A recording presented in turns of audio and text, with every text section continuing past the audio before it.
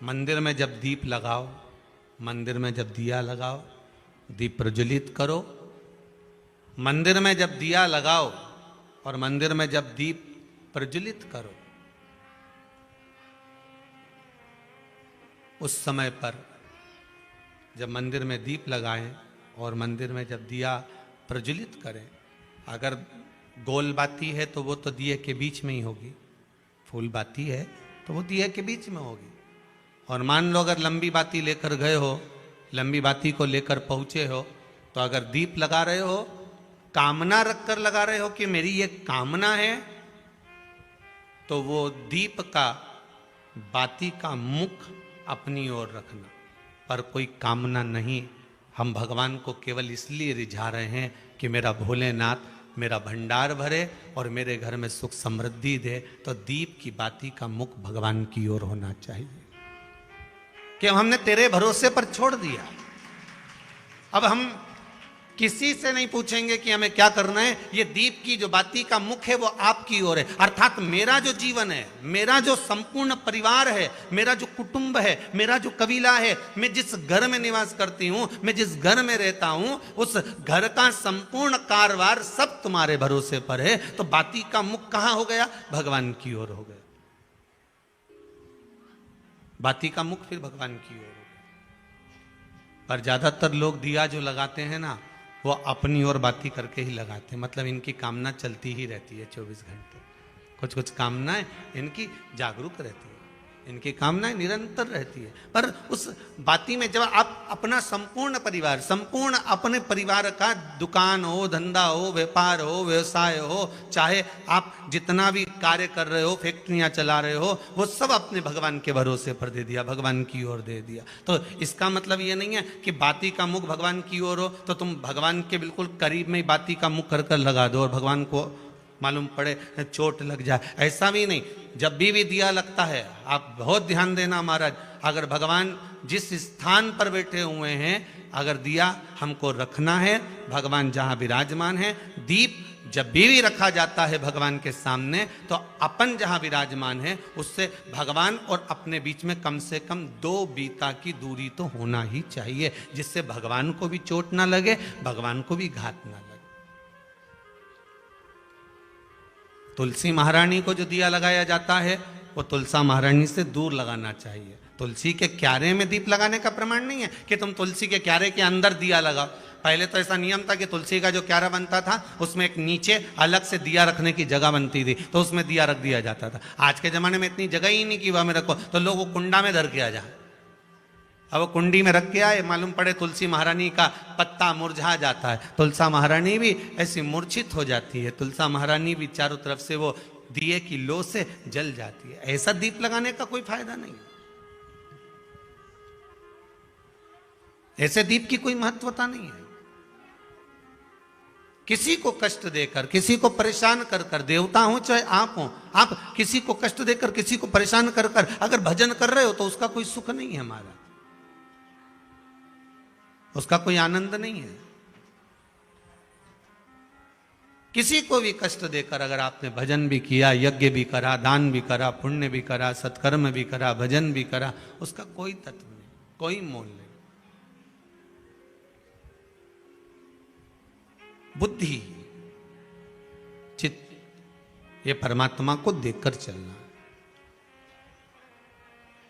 भीष्म पितामह बाणों की सैया पर पड़े थे और भगवान कृष्ण ने आकर भीष्म पितामह से कहा, पितामह आप अपने प्राणों को क्यों नहीं छोड़ते? भीष्म पितामह कहते हैं, प्राण तो मैं आज छोड़ दूं, पर घर में जब तक बेटी कुंवारी रहती है तो बाप कैसे मर सकता है, तुम बताओ।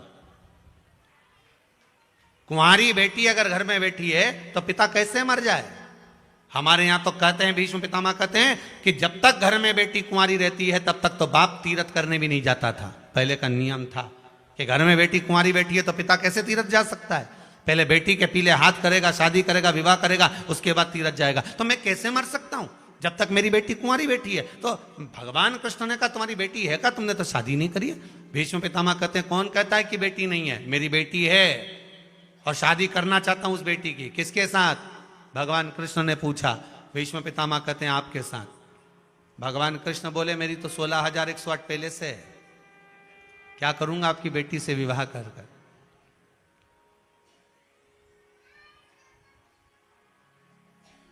क्या करूंगा विवाह कर कर?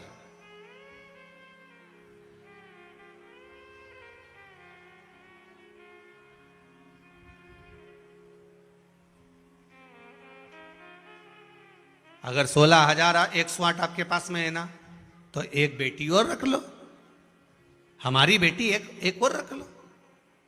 बड़ी समझने वाली कथा है। जब 16,108 भगवान कृष्ण के पास में है तो एक और देने की जरूरत क्या थी? ये वो प्रश्न है जो आपके जीवन में हर पल आपको सताता है। जब इसके घर में 4 व्हीलर 4 गाड़ियां थी, इसकी 2 3 दुकानें चल रही है, तो भगवान इसको क्यों इतना दिया जा रहा है? ये हमारा प्रश्न है। वो प्रश्न का उत्तर यहां है।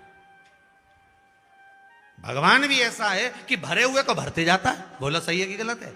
ये कई लोगों का प्रश्न है कि गुरुजी भगवान को तो देखो, जब उसके यहां देगा ना तो देते ही जाएगा, देते ही जाएगा। बेचारा गरीबड़े के घर में लड़की हो गई और बस सेठ के घर में लड़का हो गया, और लड़की उधर हो जाती, लड़का इधर हो जाता। ये हमारी बुद्धि है। हम सोचते हैं कि ऐसा विचार हम लाते हैं, ये सोच हमारी है। भगवान भी गजब करता है। बताओ, इसके यहां तो पहले इतना सारा था, और मालूम पड़े 2 वेयर हाउस खोल दिए, ये दे दिया, वो दे दिया, मालूम पड़े पेट्रोल पंप लगा दिया, मालूम पड़े गाड़ियां दे दी, मालूम पड़े इतना दे दिया। आखिर भगवान समझ में नहीं आता, किसी गरीबड़े को भगवान क्यों नहीं देता? बताओ, उसके तो खूब सारा था, भगवान ने भरे भराए को और भर दिया। तो यही तो प्रसंग यहां आ रहा है कि भगवान भीष्म पितामह भगवान कृष्ण से कह रहे हैं कि तुम मेरी बेटी से शादी कर लो, और भगवान कह रहे हैं मेरे पास में जब 16,108 है तो मैं क्यों लूं? एक काम कर, किसी दूसरे से ब्याह कर दे, कुंवारा तो घना सारा पड़ा है, यही होगा ढेर सारा। तो इतने कुंवारे पड़े हुए हैं, तुम्हारी मर्जी पड़े उसके शादी करो, पर मुझसे क्यों करना? तो भीष्म पितामह ने कहा, कृष्ण जो 16,108 रानियों को अकेला साध सकता है, तो वो मेरी बेटी बुद्धि को भी साध सकता है। वो मेरी बुद्धि बेटी को साध सकता है। भीष्म पितामह कोई दूसरी लड़की की बात नहीं कर रहे, वो अपनी बुद्धि रूपी बेटी की बात कर रहे हैं। आप इसको साध लीजिए, मेरी बेटी बुद्धि के साथ में आप विवाह कर लीजिए। किसी दूसरे की तो बात ही नहीं चल रही है, बेटी की बात चल रही है। बस उसी तरह भगवान भरे हुए को क्यों भरता है?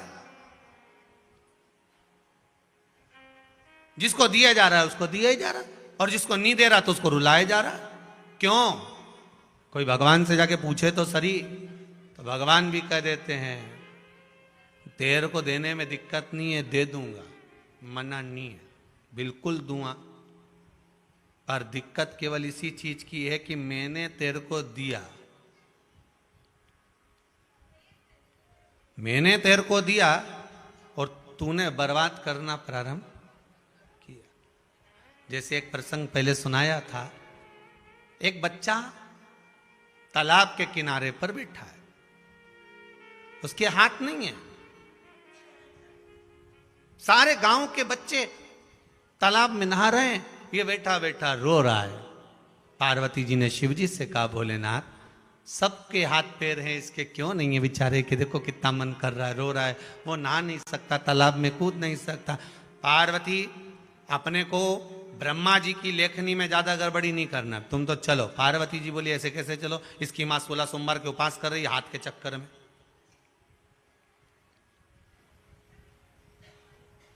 इसकी माता व्रत कर रही है कि मेरे बेटे के हाथ आ जाएं।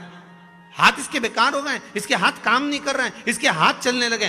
भोलेनाथ बस मैं चाहती हूं कि आप इसे वर दो। शंकर जी बोले मैं नहीं दे सकता। शिव जी चले गए, पार्वती जी वापिस आई। पार्वती ने भगवान शंकर की आराधना करना चालू करी। शिव जी राजी हो गए, मांग क्या चाहिए? बस उस बच्चे के हाथ दे दो। शंकर भगवान ने कहा तू नहीं मान रही तो ले, मैंने हाथ दिए, बच्चे के हाथ दिए। अब बच्चा भी तैरना चालू कर दिया। अब बच्चा तैरना चालू करा, थोड़ी दिन बाद पार्वती जी थोड़ी देर से वहां से निकली, तो निकलते हुए पार्वती जी क्या देख रही थी कि बहुत सारे लोग भाग भाग के जा रहे हैं, बहुत सारे बच्चे भाग भाग कर जा रहे हैं। तो पार्वती जी ने एक दो को रोककर पूछा, क्यों रे कहां भाग रहे हो? अरे भागे नहीं तो क्या करें, वो है ना जिसके हाथ नहीं थे और हाथ आ गए, वो हम सबको पानी में डुबो डुबो के मार डाल रहा है। 3 को तो पहले ही मार डाला उसने, 3 को मार डाला और हमारी तैयारी, इसलिए हम भाग रहे हैं।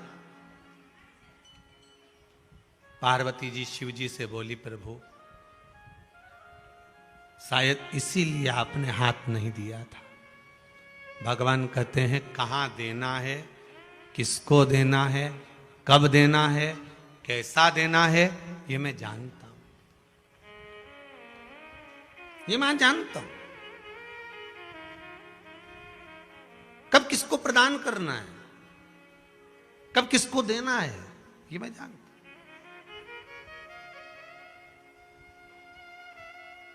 हम किस कामना से, एक पत्र में बड़ा सुंदर भाव लिखा है महाराज, देखिए।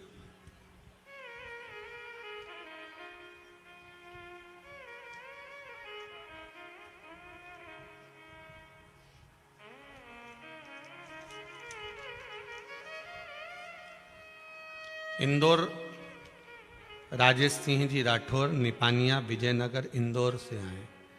इन्होंने पत्र में लिखा है, आज 3 महीने के अंदर हम पुनः यहां आए। पहली बार आए थे तब हमने बाबा से कुछ नहीं मांगा था, ना हमने कामना करी थी, पर इस बार हम विशेष कामना कर कर आए। हमारी कामना केवल एक ही है कि देवाधिदेव महादेव कुबेर भंडारी से बस इतनी सी प्रार्थना है कि शिव महापुराण की कथा 2 साल के अंदर अंदर में भी करा लूं, बस उस कामना को लेकर। कामना है। अब इसने एक कथा के चक्कर में सब कुछ मांग लिया।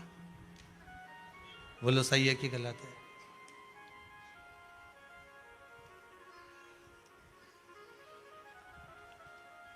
कथा कब होती है?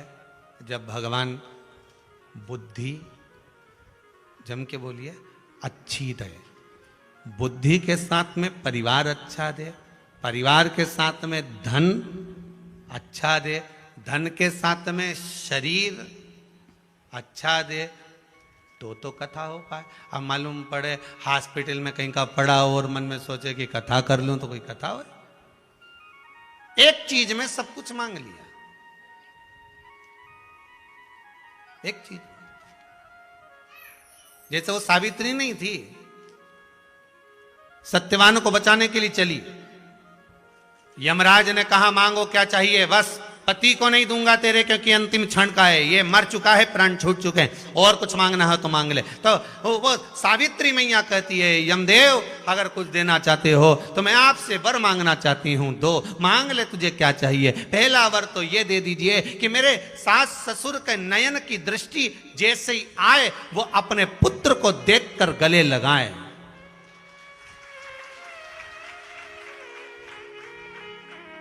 और दूसरा वर यह मांगना चाहती हूं कि मेरा गर्भ जब ठहरे उससे पुत्र प्रकट हो, और वो पुत्र मेरे गर्भ से जो जन्म ले वो मेरे पति के द्वारा दिया हुआ हो। यमराज मुस्कुराकर हंसने लगा, अच्छा हुआ तूने तेरे पति के प्राण नहीं मांगे, तथास्तु जा, तथास्तु जा। अब सावित्री फिर पीछे पीछे चली। यमराज ने कहा वर दे दिया, काय को पीछे आ रही है? भगवान सावित्री माता ने कहा अगर आप इस सत्यवान को ले जाओगे, इनको ले गए, फिर अगर आप इनको लेकर चले जाओगे तो माँ बाप नेत्र खोल के दर्शन कैसे करेंगे, और अगर आप इनको ले जाओगे तो मेरे गर्भ में संतान कैसे आएगी। यमराज ने भी हाथ जोड़ लिए सावित्री के, तेरे बराबर कोई मांग नहीं सकता। इसलिए मैं जानता हूं कि पुरुषों को मांगना नहीं आता, और माता ऐसी घुमा फिरा के मांगती है कि राम इनके वचन, जब ब्याह शादी होता है ना, शादी ब्याह होता है ना, शादी ब्याह में इनके वचन देखना, बेचारे लड़के के तो 5 वचन रहे शादी में, और लड़की के जम के तो बोलो, मतलब तुम सबको मालूम है, लड़की के 7 वचन, और 7 वचन में लड़की ने क्या क्या मांगा है। पहला वचन,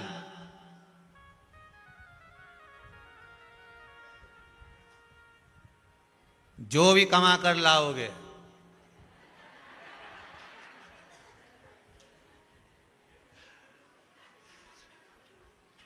उसको मुझे बताओगे। मतलब ये जो वचन लिखे गए ना, बड़ा सोच समझ के लिखे गए।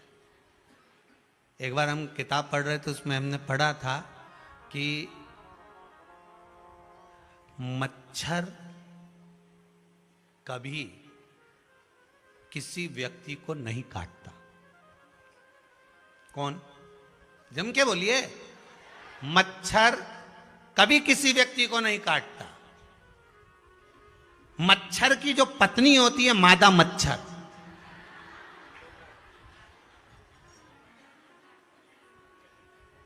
वो काटती है और वो ही खून चूसती है। अच्छा, तुम भी पढ़ लेना, किसी किताब में पढ़ना, चले नेट पे सर्च कर लेना कि मच्छर खून चूसता है, मच्छर काटता है क्या। तो कि मच्छर के बापड़े की इतनी हिम्मत ही नहीं कि काट ले। मच्छर में इतनी धमका के काटे। वो तो मादा मच्छर जो होती है ना, इसको मच्छर की वाइफ कह सकते हैं, मच्छर की पत्नी। मादा मच्छर जो होती है ना, वो काट। अच्छा बेचारे, ये 5 जो वचन पति ने मांगे, इसमें तो कुछ भी नहीं था, एकदम खाली खाली कागज। परंतु जो माताओं ने मांगे थे ना, 7 वचन, और तुम जो कमा के लाओगे मुझे बताओगे। पति बोला, हो कोई बात नहीं, बता देंगे, अपने का ही करना है, ठीक है। मेरे माता पिता का सम्मान करना। हाँ, अब जब वो वचन में बोल रही है कि मेरे माँ बाप का सम्मान करना, तो 5 वचन में से एक वचन पंडित जी से निवेदन है, कम कर कर तू भी बोल दे कि तू भी इसके माँ बाप का सम्मान करना। वचन तो वचन है नहीं।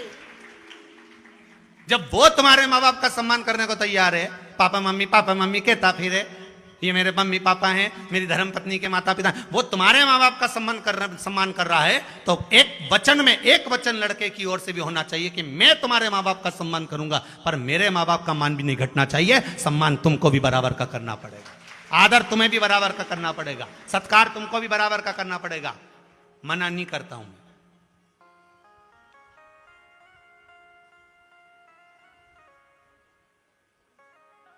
जहां भी जाओगे मुझे बता कर जाना। आप बताओ, इसलिए सवेरे जब भी जाता है तो के कर जाता, जा रहा हूं।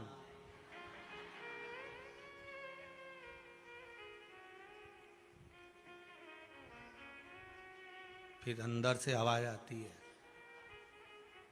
आते आते गिलकी लिया ना, अंदर से। जब भी फोन करा तो कुछ लाने के लिए करा। एक बार फोन कर कर नहीं बोला कि वो सियोर वाले महाराज की कथा चल रही है, शिव पुराण 11 बजे चालू हो गई है, 2 बजे तक चलेगी, सुन लेना जरा अच्छे से। या फोन लगाकर ये नहीं बोला कि शाम को आओ ना, तो रास्ते में शंकर जी का मंदिर पड़ेगा, जरा 5 मिनट प्रणाम करते हुए जाना। क्यों? दूध की थैली की तो खूब बोली, गिलकी की बोल दी, पाउडर का डिब्बा लिया ना, ये सामान लिया ना, वो सामान लिया ना। अरे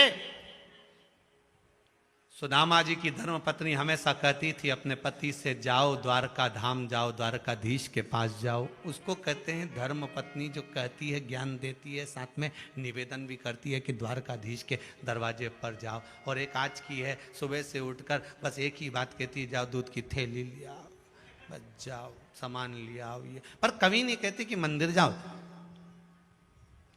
कभी नहीं कहती। अच्छा, कई माताएं कहती है वो जाएगा ही नहीं, तो नहीं जाए, ढाल तो बनाना पड़ेगा नहीं छत का, तब तो पानी इसके पाइप में जाएगा, तुम ढाल तो बनाओ।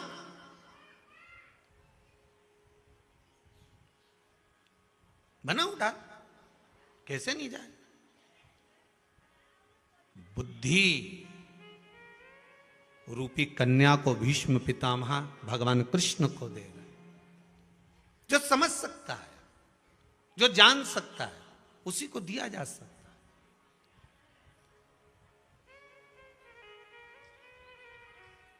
जो शिव महापुराण से लगन लगा लिए आपने, शंकर की कथा से लगन लगा लिया आपने, भगवान शिव की भक्ति में अगर आप डूब गए हो, दुनिया के लोग भले आपको ढोंगी समझे, प्रपंची समझे, कामी समझे, दुनिया के लोग आपको प्रपंच वाला समझे, वो दुनिया की दृष्टि होगी, पर आपकी दृष्टि में आप श्रेष्ठ बनी है। ज्यादा पढ़ गए,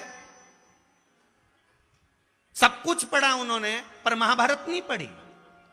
अगर एक बार महाभारत पढ़ लेते और पढ़ा हुआ वेद व्यास जी का संबोधन पढ़ लेते कि केवल द्रौपदी रजस्वला धर्म में थी, और द्रौपदी रजस्वला धर्म में थी, और वो गया दुशासन और द्रौपदी का केश पकड़ कर लेकर आया। 3 दिन का रजो धर्म था, द्रौपदी का केश पकड़ कर लाया। उसी समय पर वेद व्यास जी ने महाभारत में लिख दिया कि रजस्वला नारी का स्पर्श करा है, अब पूरा कौरव वंश मिट जाएगा। केवल स्पर्श कर लेने पर कौरव वंश नष्ट हो गया रजो धर्म के भीतर। अब जो समझदार थे तो सास उन भी कह देती है, पुराने पुराने घर में बूढ़ी बूढ़ी माताएं कह देती है, कम से कम 7 दिन का नहीं मानो तो 5 दिन का तो मानो रे, मत छुओ वस्तु को, मत जा रसोई घर के अंदर, मत स्पर्श कर। पर माने तो हम तो पढ़े लिखे, डेंटी कौन सुने तुम्हारी।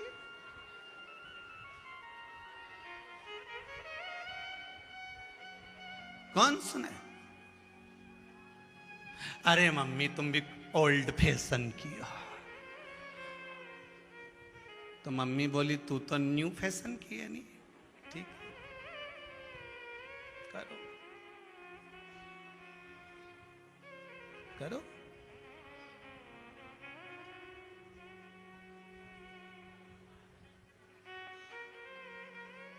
तो कहा गुरुजी ये बुद्धि भी बेकार हो जाती है। क्यों नहीं होती। जैसे नारी रजो धर्म में आती है, उसी तरह बुद्धि भी रजो धर्म में आ जाती है। कभी कभी हमारी बुद्धि बिगड़ जाती है, और बुद्धि बिगड़ती है तो काम बेकार कर जाती है।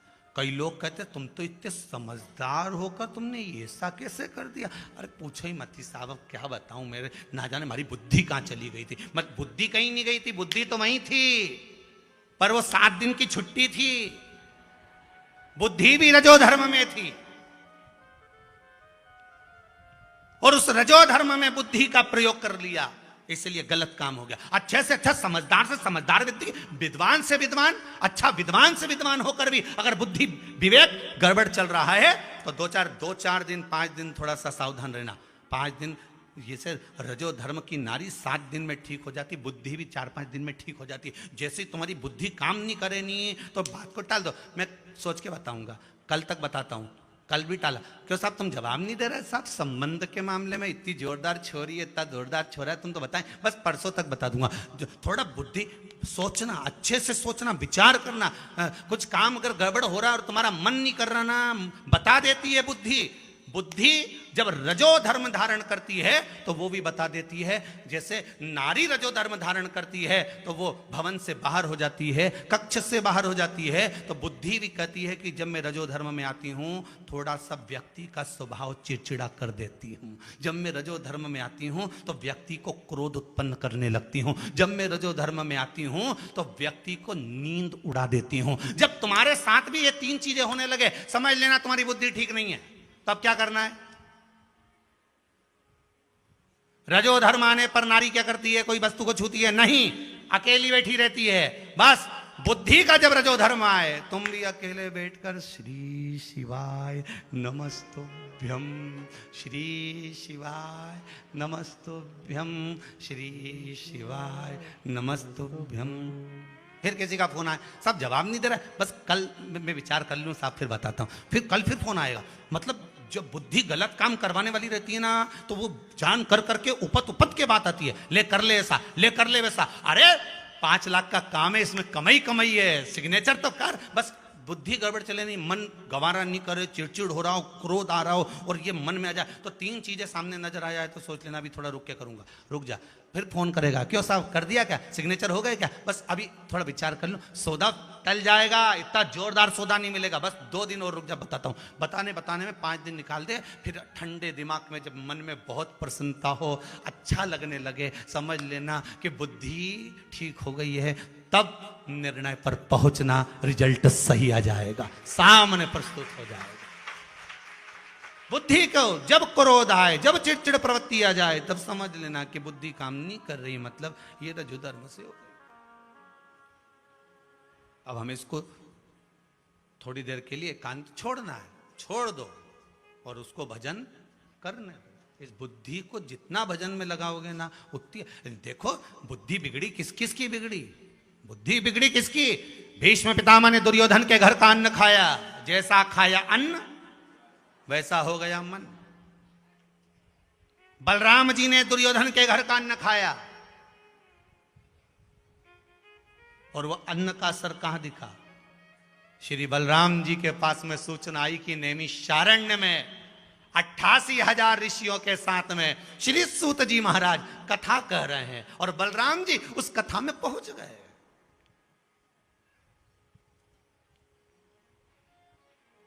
बलराम जी उस कथा में पहुंच गए और बलराम जी जब कथा में पहुंचे, पहुंचने के बाद बलराम जी तो बस और देखे न पूर और सीधे सूत जी के पास में जाके जो झड़ा और कथा वाचने वाले सूत जी कोई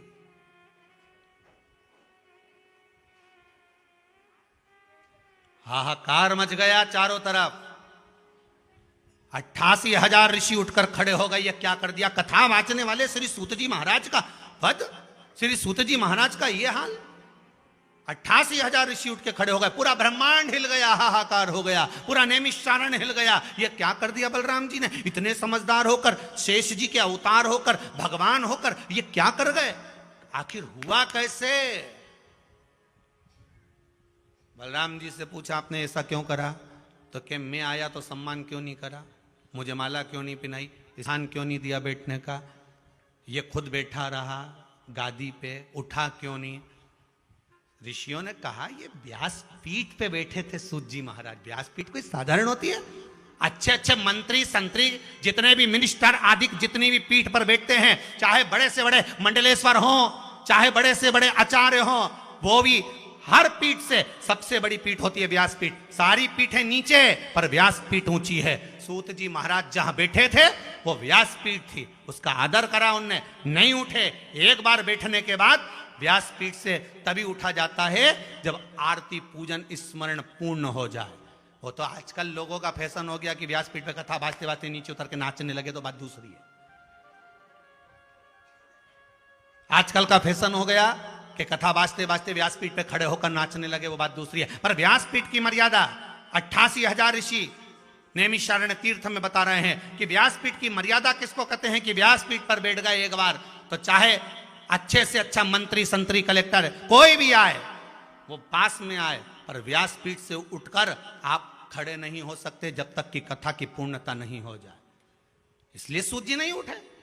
बलराम जी को क्रोध आया और उन्होंने उनको, सारे ऋषियों ने कहा तुमने ये गलत कर दिया, गलत कर दिया, गलत कर दिया। सूत जी की गादी पर दूसरे को बिठा दिया, पर गलत तो गलत मान्य होगा। बलराम जी का जब क्रोध समाप्त हो गया तब एक ऋषि वर ने उनके पास जाकर पूछा, ईमानदारी से बोलना बलराम जी, जब तुम नैमिषारण्य आ रहे थे तो किसके घर का भोजन कर कर आ रहे थे? बलराम जी ने कहा मैं मेरे दोस्त के घर गया था। कौन दोस्त, कौन मित्र? तो कहा मेरा दोस्त एक ही है, वो है दुर्योधन। किसके यहां? दुर्योधन। इसीलिए शायद भगवान कृष्ण दुर्योधन के मेवा त्यागे, साग भी दूर घर खाई, सबसे ऊंची प्रेम।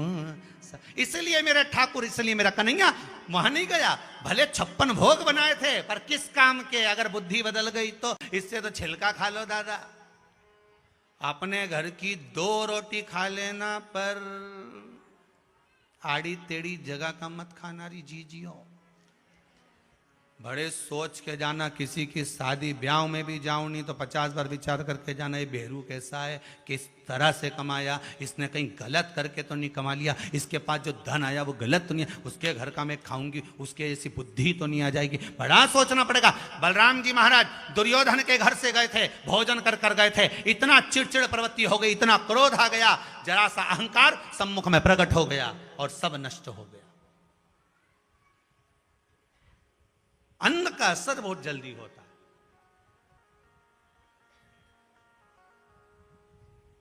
भोजन तो आप जब कुबेरेश्वर आएंगे ना, तो पूरे मेन रोड पे, ये कुबेरेश्वर धाम तो थोड़ा सा अंदर है, पर मेन रोड पर पूरे इंदौर भोपाल रोड पे तो ढेर सारा ढाबा पड़ा है, होटल पड़ी, तुम खूब खाओ, कौन मना करे। और कुबेरेश्वर धाम में आने के बाद भले दाल पतली मिले, कड़ी में भजिया नहीं मिले, मान लो, भले रोटी पूड़ी जो मिले, चावल दाल जो मिले, पर खाना वहां का जहां का खाकर जाओ तो पूरे रास्ते श्री शिवाय नमस्तुभ्यम गाते गाते जाओ, अन्न वहां का पाकर, भले कैसा मिले, कैसा ही, पर उसका भाव दूसरा होता है, उसका रस तत्व दूसरा होता है।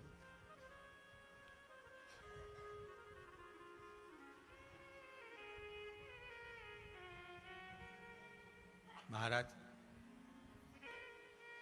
दाऊ जी महाराज बोलते थे, कन्हैया तू छोटा है, तू नहीं जानता।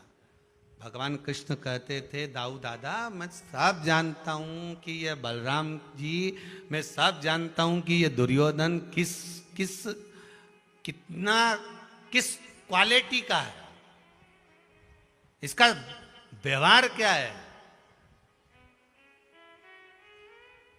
अरे कन्हैया तू अभी मेरे साथ गया नहीं है, एक बार दुर्योधन के यहाँ चल तो सही, मेरी राज सत्ता देखना, जैसे ही जाऊं ने सामने दासियां चवण डोलाए, सिंहासन खाली हो जाए और मेरे पांव दबाए दुर्योधन, तूने देखा क्या है, 100 की 100 भाई मेरे आगे पीछे घूमे, हो।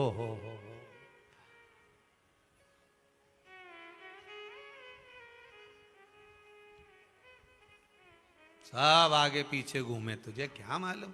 भगवान कृष्ण ने कहा ये तो चुनाव जैसा हाल है, चुनाव के टाइम पे भी तो सब आगे पीछे घूमा है। काकी भूल तो नहीं गई, काकी के भेरू तेरे को तो कभी जिंदगी में नहीं भूल सकती, जा उधर। वैसे को सब मालूम है, जब मैं जाति प्रमाण पत्र बनाने आई थी वहां से 500 रुपये लिया था, आवा तू। काकी भूल तो नहीं गई, काकी का कहीं नहीं भूलूं, याद 6 साल पहले का, तू चिंता मत कर जे मारे। भगवान कृष्ण कह रहे बलराम जी से, भैया बलराम जी कह रहे वो मेरे आगे पीछे घूमे, 100 की 100 ही भाई लगा रहे, आगे पीछे घूमे, मेरा सम्मान करे, सत्कार करे, आदर करे, मेरा हर पल मेरा गुणगान करे। भगवान कहते दाऊ दादा तुम पहचान नहीं सकते भीतर कपट कितना भरा है, तुम्हें क्या मालूम है। ये दिखावे का प्रेम नहीं चाहिए, प्रेम चाहिए भीतर का, प्रेम भीतर का होना चाहिए।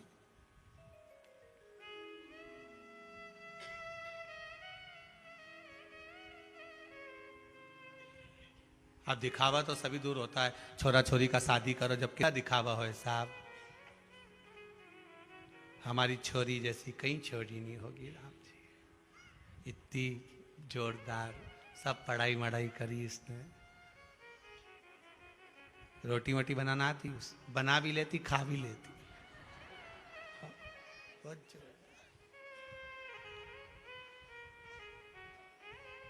सिलाई कढ़ाई आती है, हाँ सास का मुंह सिलना तो आता है। इतनी जोरदार छोरी कहीं निकलेगी। गाड़ी वाड़ी चलाना आती, हाँ आती तो है, पर गाड़ी लेके चली जाती है, ऐसी ठोक के आती तो थाना भी मिलती, किसी में कहीं नहीं मिलती, इतनी जोरदार छोरी। परिवार अब कोई ये तो नहीं कहेगा कि ये गड़बड़ है, कौन कहे।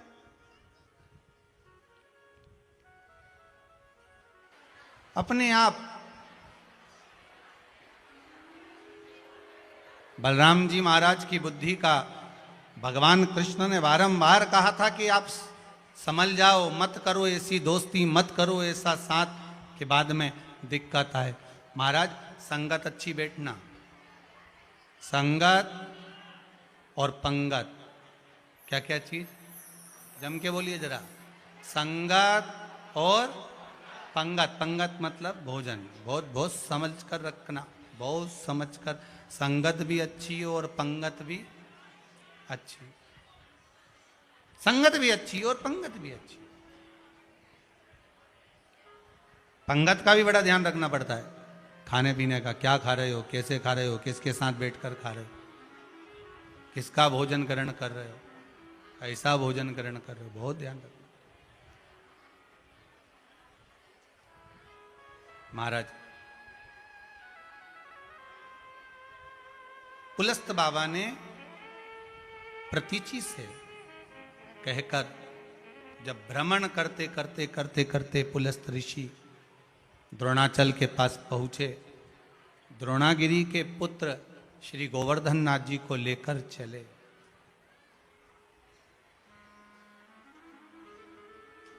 शिव महापुराण की कथा में गिरिराज शिव महापुराण कथा चल रही है। जब लेकर चले तो उन्होंने कह दिया, जहां मुझे रख दोगे मैं उठूंगा नहीं, आप ले जाओ, मुझे मना नहीं है।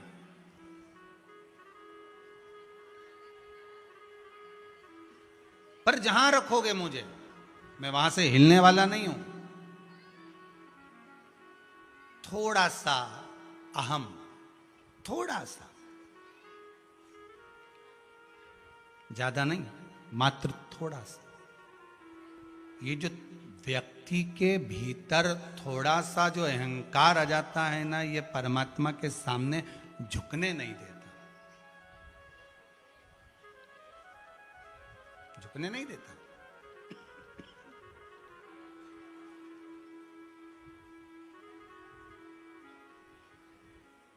हमारा अभिमान, हमारा अहंकार हमें परमात्मा की ओर लेकर नहीं जाता।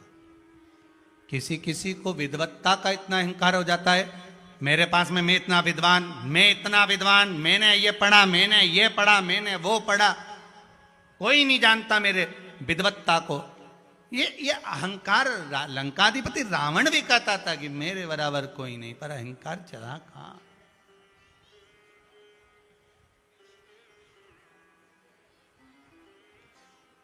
जिस गांव में जाना है उस गांव पर लिखा रहता है इंदौर जाना है। जब इंदौर यहाँ से जाओगे तो 150 किलोमीटर, चलते चलते 110 किलोमीटर, 5 किलोमीटर, 50 किलोमीटर, फिर लिखा होता है इंदौर शून्य। क्या लिखा रहता है? शून्य। सीहोर जाना है 8 किलोमीटर, सीहोर पहुंचे तो क्या लिखा होगा? शून्य। मतलब आप सीहोर में पहुंच गए, शून्य आ गया, समझ लो आप वहां तक, मंजिल तक पहुंच गए हो। उसी तरह हमारे भीतर से जब अहंकार शून्य हो जाता है तब समझ लेना आप शंकर तक पहुंच गए हो, आप शिव तक पहुंच गए, है ना। हमारा जो अभिमान है, हमारा जो अहंकार है, वो हमें छूटता नहीं, हमें झुकने नहीं देता भगवान के आगे। बहुत ध्यान देना माई, मेरी माताओं से निवेदन है, मेरे भाइयों से निवेदन है, मेरे बेटा और बेटियों से सबसे निवेदन करूंगा, अगर पशुपति नाथ का आप व्रत कर रहे हो सावधानी से करो, किसी को दिखाना नहीं, बताना नहीं कि भैया हम दिखावा कर कर व्रत करें। बताओ कि हम पशुपति व्रत कर रहे हैं, आप भी कर सकते हो। जैसे माता जी बोल रही थी दिल्ली वाली कि मैंने जिसको बताया पशुपति व्रत, सबके काम हो गए। छुपा हुआ रखा था ये व्रत, आज से 2 साल पहले कोई नहीं जानता था कि ये व्रत है क्या, पशुपति व्रत कहां है। अब आज के जमाने में तो यूट्यूब पर निकालोगे तो ढेर सारी क्लिपिंग निकल जाएगी, कोई किसी तरह से बताएगा, कोई किसी तरह, पर छुपा कर रखा हुआ था ये व्रत। श्री शिवाय नमस्तुभ्यम मंत्र छुपा कर रखा हुआ था, निकलने नहीं दे रहे। अगर ये सरल सरल चीज लोगों के सामने पहुंच जाएगी तो फिर लोगों का व्यापार कैसे चलेगा। लोग तो यूं ही शंकर जी पे जल चढ़ा चढ़ा के नहीं अपना काम निकाल लेंगे, 5 दिया लगा लगा के। फिर लोगों का व्यापार तो सब ठप नहीं हो जावे। तो यही कारण तो होता है ना कि सीवर वाला महाराज बुरा है। वो बताए क्यों, तिजोरी का माल लुटाए क्यों। करो आराधना भगवान की, बस ढोंग प्रपंच छल से दूर रहना। कहीं हमें नहीं प्रपंच करना, ना हमें ढोंग करना।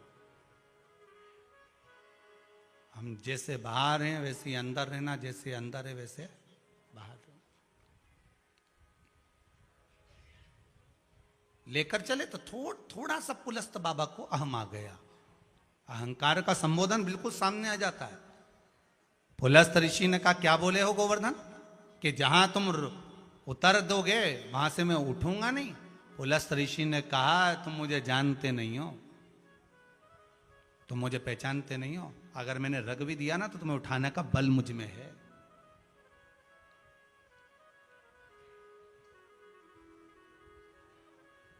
अभी तुमने मुझे जाना कहां है। फिर वही बात आ गई, मैं दिखाऊंगा कि मैं हूं क्या। मेरा समय आन दे, बताऊंगा मैं कि मैं हूं कौन। ये व्यक्ति का अहंकार। हमें भगवान की भक्ति में इतने डूब जाना है, हमें भगवान शंकर के विश्वास पर इतने डूब जाना है कि दुनिया के लोग अगर उंगली उठा करके भी दें कि इतने पशुपति व्रत कर लिया, ऐसा कर लिया तो तेरा काम नहीं हुआ, तो भी कह देना नहीं हुआ ना, व्रत तो कराना, कुछ तो कटा होगा। मेरे जीवन का दुख थोड़ा तो कटा होगा, किस्मत में थोड़ा ज्यादा लिखा होगा तो कट गया होगा। मुझे मालूम नहीं पड़ रहा, हो सकता है मेरी किस्मत में और ज्यादा दुख होगा तो कम कर दिया होगा भगवान ने, मुझे मालूम नहीं पड़ रहा। अरे क्यों चक्कर में पड़ी हो आप शिव पुराण के, क्यों चक्कर में पड़ी हो सीवर वाला महाराज के फालतू के। वो तो प्रपंचा जैसी बात बताओ, लौंग चढ़ा दो ने, काली मिर्ची चढ़ा दो ने, कमलकट्टा चढ़ा दो ने, बेलपत्री चढ़ा दो ने, समी पत्र चढ़ा दो ने, ये चढ़ा दो। समी पत्र तक लोग चढ़ाना नहीं जानते थे कि समी पत्ता भी कुछ होता है।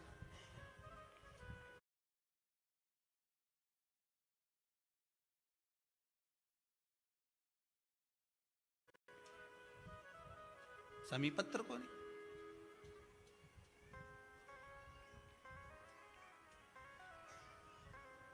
चढ़ाओ भाव से चढ़ाओ, दिखावा कर कर नहीं हमें कुछ चढ़ाना। पुलस्त बाबा ने एक संबोधन कह दिया, तुम मुझे जानते नहीं। और शिव महापुराण की कथा कहती है, जब शंकर के दरवाजे पर जाना, जब शिव के मंदिर में जाना, शिव कथा में जाना, शंकर के अनुमोदन में जाना, तो शून्य होकर जाना। अपनी राज सत्ता, तुम कितने बड़े विद्वान हो, तुम्हारे पास में कितनी सत्ता हो, किस गादी पर तुम बैठ रहे हो, तुम्हारा सिंहासन किस हिसाब का है। शंकर के सामने कोई सिंहासन नहीं चलता, कोई सिंहासन नहीं।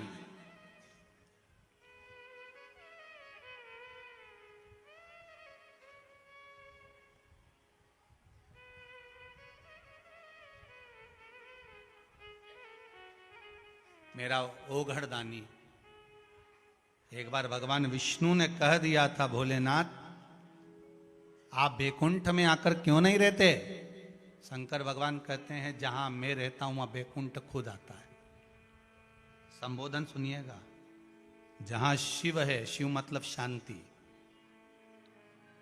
जहां शिव है वहां सत्य है, सत्यम शिवम सुंदर। जहां शंकर है वहां बैकुंठ भी है।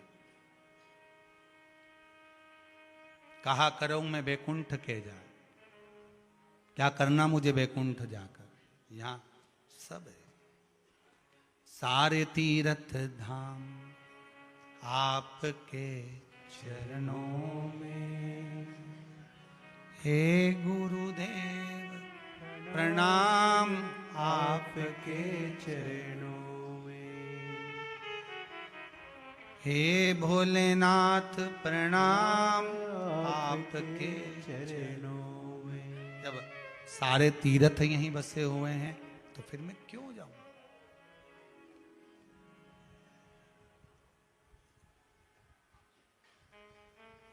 क्यों। मैंने वो कहे, मैंने सबको अपना बनाया था, पर अंत समय में कोई नहीं बस एक शंकर को छोड़कर, परमात्मा को छोड़कर मैंने सबको बनाया, और अंत देखा तो केवल वही सामने खड़ा था, कोई दूसरा था ही नहीं, कोई नहीं। उलस्त बाबा का संबोधन रहा, आप मुझे पहचानते नहीं हो, चले लेकर गोवर्धन नाथ जी को, और ले जाते ब्रज रज में, ब्रज 84 कोस में, जतिपुरा में गोवर्धन नाथ जी को, ब्रज मंडल में, उस यमुना जी के तट पर सुंदर गोवर्धन नाथ बाबा को रखा कि मुझे लघु शंका आई है, मैं आता हूं, और रखा, जाकर वापिस उठाना चाह, वापिस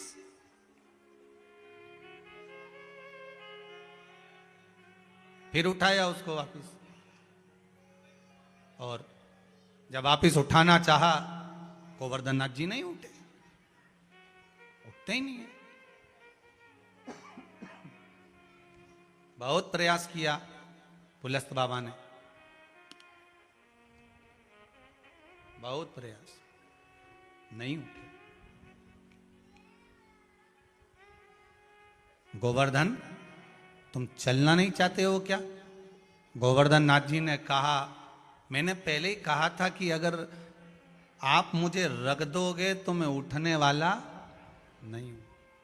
बस जब व्यक्ति के अहंकार को भगवान तोड़ता है, तब उसको क्रोध आता है। क्या आता है? क्रोध।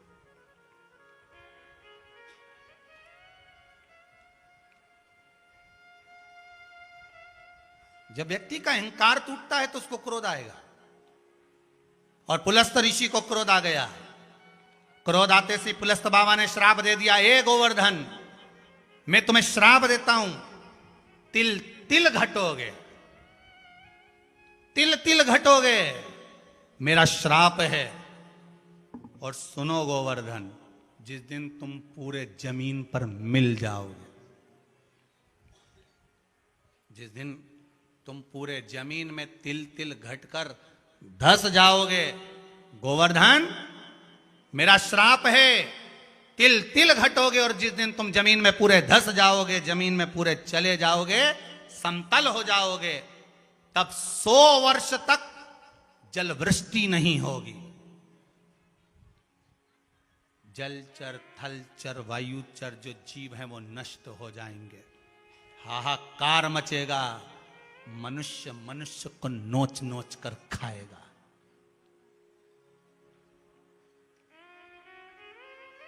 मेरा श्राप।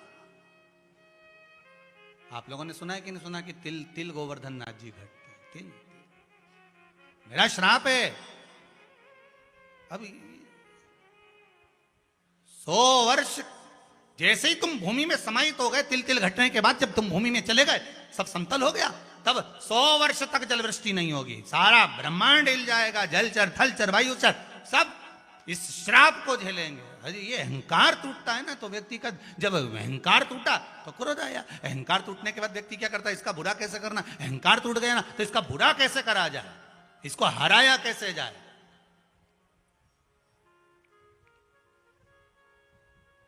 इसको नष्ट कैसे करा जाए।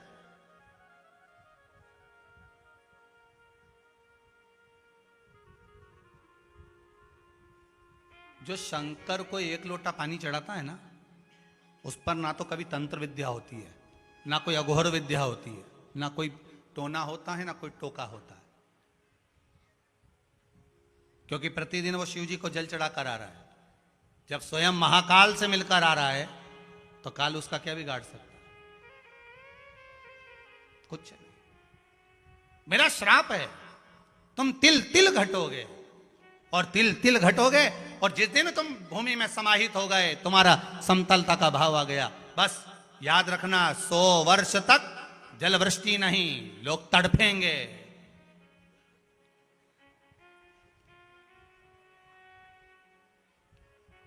पूरा हाहाकार मच जाएगा।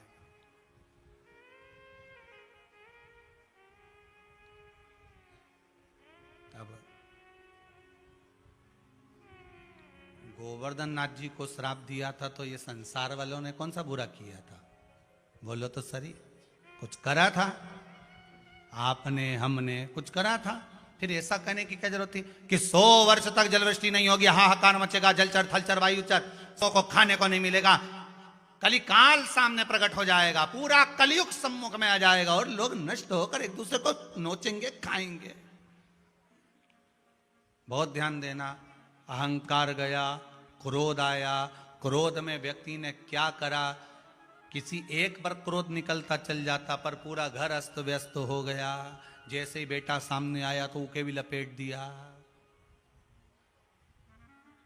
माता जी बीच में बोली तो उनको भी कह दिया, पत्नी बीच में बोली तो उसको भी कह दिया, नौकर बीच में बोला तो उसको भी कह दिया, पूरा ब्रह्मांड। बड़ी आफत हो गई। अब भगवान कृष्ण का अवतार हुआ, कहां? ब्रज में।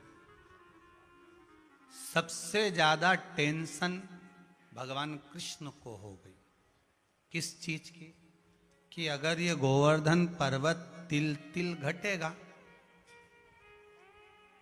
और तिल तिल घटने के बाद जब ये गोवर्धन पर्वत पूरा भूमि में चला जाएगा तब 100 वर्ष के बाद में हाहाकार, 100 साल पानी नहीं गिरेगा तो क्या होगा? हाहाकार मच जाएगा। अब क्या करा जाए? किया क्या जाए? क्या कर सकते हैं?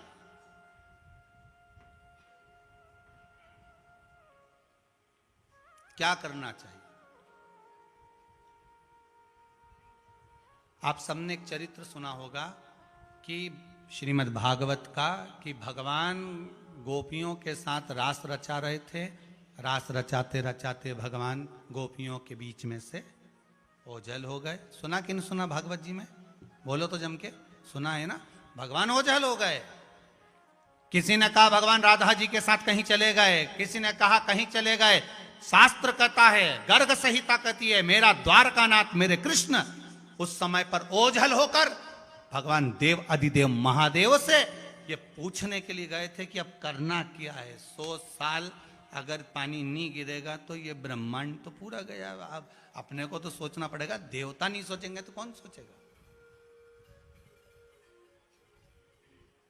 तब भगवान भोलेनाथ ने कहा एक काम करो, जैसे शंकर कंकर में है ना, ऐसे तुम एक बात करो कि गोवर्धन पर्वत की पूजन करा दो। तो गोवर्धन पर्वत की पूजन कराने से क्या होगा? शंकर जी से भगवान कृष्ण पूछ रहे गोवर्धन पर्वत की पूजन कराने से क्या होगा? भगवान शिव ने कहा अगर गोवर्धन नाथ जी का पूजन हो गया, गिरिराज पर्वत का पूजन हो गया, तो फिर उससे होगा क्या? कि उससे यह होगा कि गोवर्धन नाथ जी का लोग पूजन करेंगे और गोवर्धन नाथ जी का पूजन करेंगे और पूजन करते करते करते करते लोगों का जब भाव जागृत हो जाएगा और गोवर्धन नाथ जी के ऊपर कोई चढ़ेगा नहीं, उतरेगा नहीं, कोई जाएगा नहीं, आएगा नहीं, और गोवर्धन नाथ जी संचित बने रहेंगे और तिल तिल घटेंगे, तब तक देखा जाएगा। अभी तो जितना समय रह सकते उनको रखो संभाल कर, उनको संभाल कर रखो जितना समय रह सकते। ठीक है,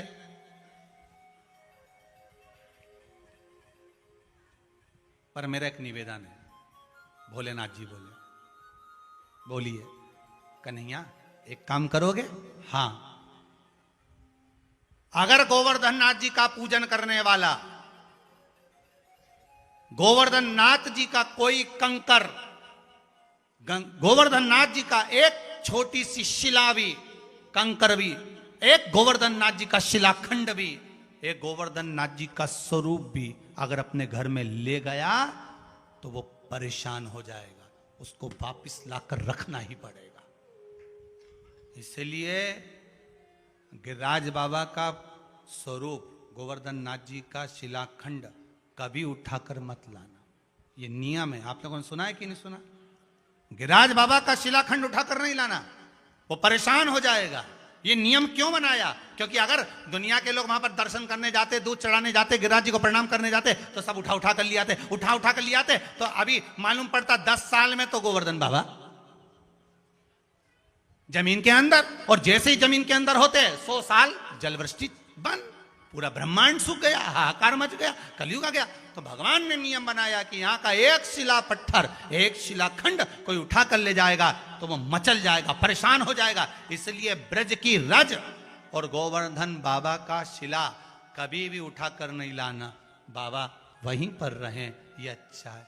तो फिर कन्हैया ने कहा कि भोलेनाथ, अब ये बताओ कि अगर मान लो धीरे धीरे तिल तिल रोज घटेगा तो एक दिन तो अंदर धसेगा ना, फिर क्या होगा? तो भगवान शंकर ने कहा एक काम करो कि इनका नाम है गोवर्धन, पूरे ब्रह्मांड की माताओं को विनती कर दो कि तुम गाय के गोबर का दिवाली के दूसरे दिन गोवर्धन बनाओ। क्या बनाओ? गोवर्धन। उससे क्या होगा? तो कहा पर्वत छोटा होने ही नहीं देंगे, अपन में भी दम है, तुम चिंता मत करो। जब गांव गांव में दरवाजे दरवाजे पर दीपावली के दूसरे दिन गोवर्धन बनेगा, तो गोवर्धन बनेगा तो उस गोवर्धन की जो रज है, गाय के गोबर की जो रज है, सूखने के बाद जमीन में मिलेगी, जमीन में मिलेगी तो उसकी रज बढ़ेगी। अगर उधर का गोवर्धन घट भी गया तो यहां का नहीं घटने देंगे, आप चिंता मत करना। रज जब तक रहेगी तब तक गोवर्धन रहेगा, तब तक 100 साल पानी की तो कमी आने नहीं दी, तुम चिंता मत करो। तो फिर नियम बनाया कि गाय का गोबर लाओ और दिवाली के दूसरे दिन ने गोवर्धन नाथ जी बनाओ। अब आज के जमाने में सास बहू से के गोवर्धन बनाओ, तो बहुओं के इससे क्या होता है? इससे क्या होता है? उसका फायदा क्या है कि रज घटने नहीं देना है। इसलिए आप सबसे निवेदन है, दिवाली के दूसरे दिन अपने घर के दरवाजे पर गाय का गोबर लाकर गोवर्धन का निर्माण करना चाहिए, पूजन करना चाहिए, अर्चना करना चाहिए, क्योंकि कलयुग प्रवेश नहीं करता, कलयुग टिका रहता है, कलयुग आता नहीं। अब आप लोग तो इसलिए पूजन करते थे कि भाई गोवर्धन जी की पूजन करें, पर उसका प्रमाण क्या है, उसका कार्य क्या है कि शंकर भगवान आज्ञा करें कि गाय के गोबर का गोवर्धन बनवाओ और उसकी पूजन करवाओ। तो गोपियों को सिखाया, किसने सिखाया था गोवर्धन बनाना? जम के बोलिए, गोपियों को गोवर्धन बनाना किसने सिखाया? गाय का गोवर्धन गोपियों ने किसने सिखाया था? तो कहा कौन सिखा रहे थे? तो कहा भगवान शंकर जब गोपी का रूप रखकर रास करने के लिए पहुंचे हैं, उस समय पर भगवान कुछ दिन निवास कर कर गाय के गोबर से गोवर्धन बनाना सिखा दिए। ऐसा बनाना, पूजन करना, अर्चना करना, ऐसी करना, जब गाय का गोबर सूखेगा तब। अच्छा, अभी बीच बीच में किसी ने बहुत अच्छी अक्ल दे दी लोगों को, आप लोगों को भी मिली होगी, व्हाट्सएप पे बहुत सारी अक्ल आ जाती है। व्हाट्सएप पे बहुत सुंदर सुंदर अक्ल लोग देते हैं कि रोड के किनारे गोवर्धन नहीं बनाना चाहिए, ने ओटला पे बनाओ, ने थाली में बनाओ। अरे शास्त्र कह रहा है जमीन पर बनाओ, जमीन पर बनाओ। वो गोवर्धन जो बनेगा, उसका जो गोबर का एक एक कण कण जब भूमि में मिलेगा, रमेगा। इसलिए गाय का गोवर्धन बनाने के बाद में उस पर गाय के बछड़े को, गाय माता को गांव गांव में निकालते हैं कि वो उछल के रज रज में मिल जाए, रज रज में चला जाए। मेरा गोवर्धन पर्वत घटे ना, बढ़ता जाए, बड़े हो।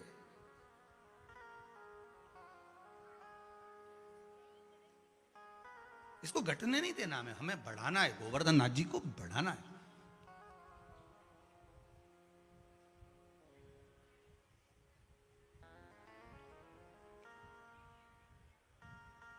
उसकी वृद्धि हो। गिरिराज की शरण में, महाराज की शरण में, बस एक बार आजा गिरिराज की शरण में। बढ़ रहा, तुम घटोगे, कुलस्थ बाबा का श्राप है। और शंकर जी क्या कर रहे हैं? जम के बोलिए, घटने दे रहा है, बढ़ा रहे हैं। जिसके दरवाजे पर गोवर्धन बनता है, जिसके दरवाजे पर गाय के गोबर का गोवर्धन पूजा जाता है, उसके घर में कभी कलयुग प्रवेश नहीं करता। उसके घर में कभी कलयुग प्रवेश नहीं करेगा। 3 चीजें होती हैं रंगोली में। जो रंगोली आप लोग डालते हो, इसमें 3 चीजें होती हैं। आजकल तो फालतू फालतू चीजें ज्यादा बनाते हैं। भगवान का फोटो बना देते हैं रंगोली में, लक्ष्मी जी का मुंडा बना देते हैं, मुख, कन्हैया जी का फोटो बना देते हैं रंगोली में, राधा जी बना देते हैं रंगोली में। ये सब गलत है। रंगोली में 3 चीजें होना चाहिए। पहली बेलबूटा, दूसरा चरण, तीसरा कलश। ये 3 चीजें रंगोली के अंतर्गत होना जरूरी होता है। क्यों? या रंगोली बनाए तो ध्वजा, क्या बना सकते हैं? ध्वजा, त्रिशूल, कोई शस्त्र जो देवता धारण करते, वो रंगोली में बन सकता है। क्या होता है उससे? क्या होता है कि जो नेगेटिवता है, गलत कोई चीज हमारे घर में प्रवेश कर रही है, तो वो रंगोली में बनी हुई चीज ही हमको पॉजिटिवता दे देती है, वो अंदर प्रवेश ही नहीं करने देती। पर आज के जमाने में तो गणेश जी बना दो। अब गणेश जी बना तो दिया, उसमें पांव रखा है, हाथ रखा है, कोई बिगाड़ के जाए। ऐसा काम हम क्यों करें? हम ही हमारे धर्म को नीचे गिराएं तो अच्छा लगे कोई? केवल जरा सा फैशन के चक्कर में हमारा दरवाजे पर हमने कन्हैया जी बनाया, हमने गणेश जी बनाया, हमने ये बनाया। बड़ी मुश्किल से तो बम फटाका पे से देवता उनको हटवाया, बड़ी मुश्किल से अगरबत्ती का पोड़ा उन पे से देवता उनको हटवाया, बड़ी मुश्किल से कपड़ों की डिजाइन में से देवता उनको हटवाया। और बचा कुचा था तो अब लोग रंगोली में देवता उनको लेकर आ गए। बताओ तो सही, तुम्हारा क्या होगा रे कालिया?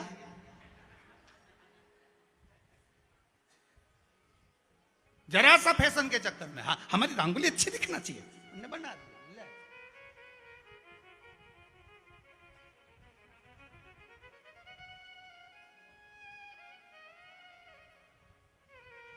हम तो यहां तक कहेंगे साहब, ये जो हाट भराते ना बाजार, मंगलवार भरा है किसी के यहाँ, बुधवार भरा है, किसी के यहाँ गुरुवार भरा है, और ये देवता उनका कपड़ा पहन ले, गले में सांप डाल ले, शंकर जी बन जाए, कहीं नारायण बन जाए, कहीं कन्हैया जी बन जाए, और कटोरा ले लेके जगह जगह जाए। ये अच्छी बात नहीं है, ये हिंदू धर्म की हंसी है। नहीं तुम्हारा दादाजी बनो, नहीं तुम, नहीं तुम्हारा नाना जी का रूप धर के जाओ, या तुम्हारे पिताजी का मुंडा लगा के जाओ।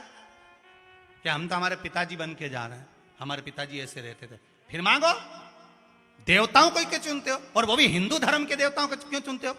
अगर तुम्हें चुनना भी है तो दूसरे धर्म के देवता है उनको बनाओ नहीं। पर भीख मांगने के लिए भी चुनेंगे तो हिंदू धर्म के देवताओं को चुनेंगे। पहन लिया गले में सांप, जटा लगा ली, त्रिपुंडा लगा लिया, और जगह जगह भीख मांगते हो। और तुम्हें भी शर्म आना चाहिए, पैसे देने से पहले तुम किसको दे रहे हो? सोचना चाहिए, ये विचार करना चाहिए कि हमारे देवता हमारे दरवाजे पर भीख मांगने आए, अच्छी बात नहीं। मना कर दो, हनुमान जी बन गए, हनुमान जी बनकर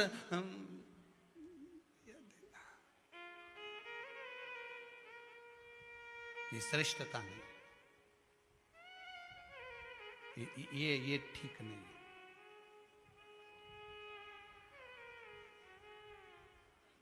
क्यों हम हमारे धर्म को नष्ट करें? क्यों हम बर्बाद करें?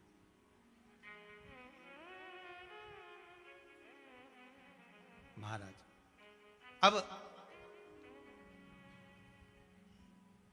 पुलस्त बाबा ने क्रोध में आकर श्राप दे दिया कि तुम तिल तिल घटोगे।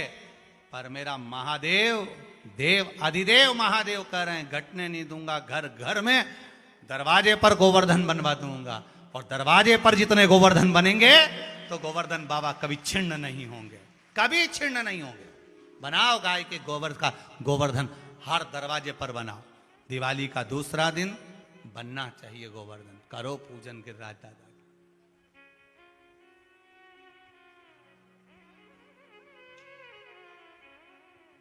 करो पूजन। तो पे पान चढ़े, तो पे फूल चढ़े, तो पे चढ़े दूध की धार, ओ धार तेरे माथे मुकुट विराज रयो।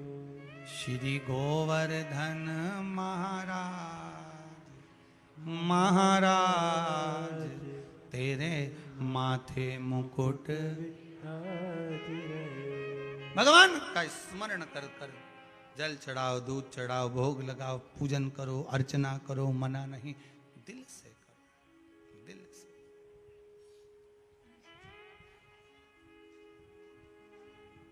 उसकी अर्चना।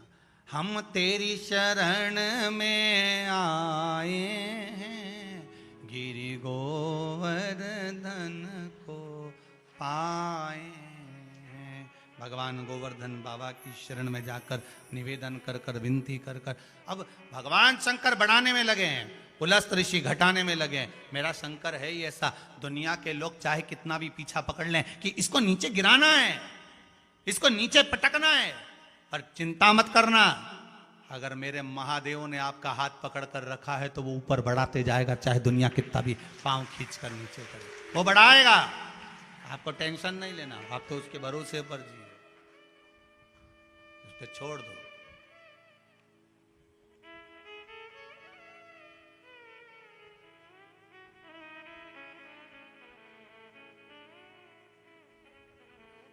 फिर क्या सोचे, अब तो कृपा करो गिरधारी, आई मैं शरण तिहारी।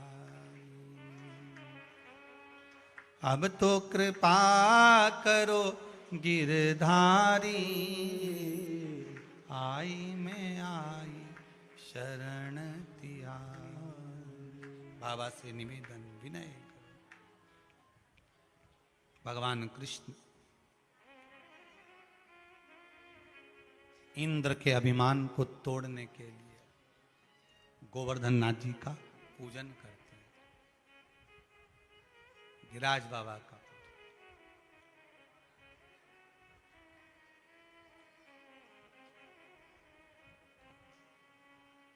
जो आराधना में डूब गए, आप भी जाओ। कलियुग में, कली काल में गोवर्धन नाथ जी की परिक्रमा मनुष्य को करना चाहिए, अवश्य करना चाहिए। वो तो अभी समय का योग नहीं बन पा रहा है, नहीं तो हम तो विचार करे थे कि एक परिक्रमा सबको लेकर बड़े भाव से गोवर्धन नाथ जी की करते। समय का योग नहीं मिल रहा, पर प्रयास करेंगे पूरा। अगर अभी नहीं मिला तो दिसंबर में नहीं तो जनवरी में, और आपको सूचना भी देंगे कि कहीं नहीं तो एक दिन, जैसे रात को चले, सवेरे पहुँचे और सवेरे से बढ़िया जोरदार खा पी के नाश्ता वास्ता करके और जोरदार परिक्रमा चालू करें, गिरिराज जी को दूध चढ़ा के, और परिक्रमा करके शाम तक वापिस आके पूरी सब्जी खा के सब अपना अपना घर जाओ, अपना अपना रोटी राम कर, एक दिन की परिक्रमा कर ले। देखेंगे अगर योग बना, निकालेंगे तारीख, अगर बन गई तो जितने आस्था चैनल पर कथा सुन रहे हो, जितने फेसबुक यूट्यूब पर सुन रहे हो, रेनामती सब, अजानामत जतीपुरा, रुकने की व्यवस्था सब तुम्हारी, खावा की व्यवस्था गोवर्धन नाथ जी, ठीक है। रुकना अपना अपना, भैया अपनी अपनी गाड़ी, अपना अपना दाम, तो रुकने की व्यवस्था अपनी अपनी कर जाओ, और भोजन की व्यवस्था गोवर्धन नाथ जी करेंगे। और गोवर्धन नाथ जी के भगत कम है क्या गिरिराज दादा के? सब वहाँ जो चलाएंगे भंडारा सब चल जाएंगे, तो बढ़िया पूरी सब्जी खावे सो तो राम गुण गावे और गिरिराज जी की परिक्रमा का आनंद। कितने दिन का? सवेरे आए, शाम के सब अपना अपना घर। और जितने दिल्ली वाले कथा सुन रहे हो, मथुरा, वृंदावन, गोकुल, बरसाना, नंदगांव, यूपी, आगरा, ग्वालियर, जितने सुन रहे हो, एक मत लीजिए, सारा ग्वालियर खाली कर दीजिए, सब वहीं पहुंच जाए, सब वहीं पहुंच जाए। और उस परिक्रमा में गिरिराज जी की एक एक शिलाओं का स्मरण करेंगे। संतान शिला कहां पर है गिरिराज जी में? जहां पर जल चढ़ाओ, दूध निकले और पी लो, गर्भ ठेर जाए, भले 20 साल तक औलाद नहीं पर औलाद हो जावे, वो संतान शिला गिरिराज जी में। आरोग्य शिला, दुनिया कितनी बीमार पड़ी हो, उस व्यक्ति को आधे घंटे में उठा सकती है आरोग्य शिला पर। बस उसका एक कपड़ा, जो बीमार पड़ा है उस व्यक्ति का कपड़ा आरोग्य शिला पर घिस दो, उस कपड़े को लाकर मरीज को पहना दो, आधे घंटे के अंदर उठ के खड़ा हो जाए। आरोग्य शिला गिरिराज जी में विराजती है। खनन शिला, कागज के नोट को भी शिला पर टच करोगे तो पैसा जैसा बजता है, चिल्लर जैसी बजती है, वैसी आवाज आए, वो खनन शिला गिरिराज जी में विराजती है। सिंदूरी शिला, हाथ घिसो सिंदूर निकले, वो सिंदूरी शिला गिरिराज जी में विराजती है। गौशिला, अगर गाय दरवाजे से रोटी खाकर नहीं गई, उसका दोष हमको लग रहा है, गौशिला का स्पर्श कर लो, गौशिला पर पहुंचकर, गौशिला गिरिराज जी में विराजती है। ऐसी कौन सी शिला है जो गोवर्धन नाथ जी में नहीं है? एक एक शिला का दर्शन करो। और परिक्रमा करेंगे तो ऐसी करेंगे कि भाव से सब धीरे धीरे पैदल पैदल चलते हुए, चाहे आप हो चाहे हम हो, बूढ़ी से बूढ़ी माताएं भी, जितनी डोकरी इनका क्या होगा, तो इनके भी लिया ना हो तो इनके भी करा देना, बड़े प्रेम से आनंद से। तो कल देखो प्रयास करेंगे, कोई तारीख मारीख खाली होगी, आस्था वालों से भी पूछ लेंगे, इनके भी कह देंगे दादा तुम भी परिक्रमा सबके जो नहीं आए उनके टीवी पे दिखा दीजिए, पर दिखा दीजिए। और तुमसे भी निवेदन है, परिक्रमा अगर टीवी पे दिखाएं तो तुम वही घूम लीजिए, कमरा के अंदर पर घूम लीजिए। अरे वैसे तो मुझे उम्मीद है बाबा की कृपा होगी, विश्वनाथ की कृपा होगी, चकलेश्वर महादेव की अगर करुणा होगी तो परिक्रमा भी जोरदारी होगी, फिर सब जोर शोर से। और प्रयास करेंगे न बैंड ने, बाजा ने, ढोल ने, नगाड़ा ने, तुम अपने साथ में झुंझुना लिया ना, मंजीरा ढोलक लिया ना, गाता बजाता गिरिराज धरण प्रभु तुम्हारी शरण और श्री शिवाय नमस्तुभ्यम कहता कहता परिक्रमा कर। और जहाँ जगह मिल जाए वहाँ सो जा, जो धर्मशाला होटल जो मिल जाए, तुम जिस जिस भाव से आओ, ज़्यादा माल हो तो 5 स्टार, और नी तुम्हारा गोवर्धन नाथ सुपरस्टार। तुम्हारी मर्जी पड़े तो तुम करो, तुम्हारा जहां मन पड़ी नहीं सो पड़ी जाओ, जैसे यहां पढ़ो तो वहां पड़ी जाओ।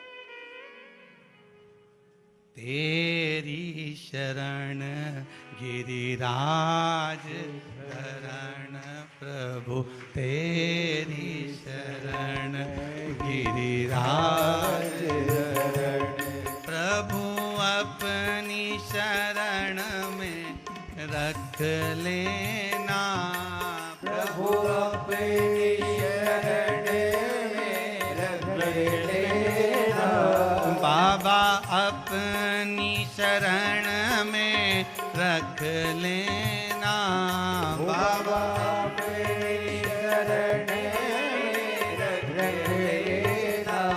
गिरिराज धरण प्रभु तुम्हारी शरण, गिरिराज धरण प्रभु तेरी शरण, गिरिराज धरण प्रभु तेरी शरण, गिरिराज धरण प्रभु तेरी शरण।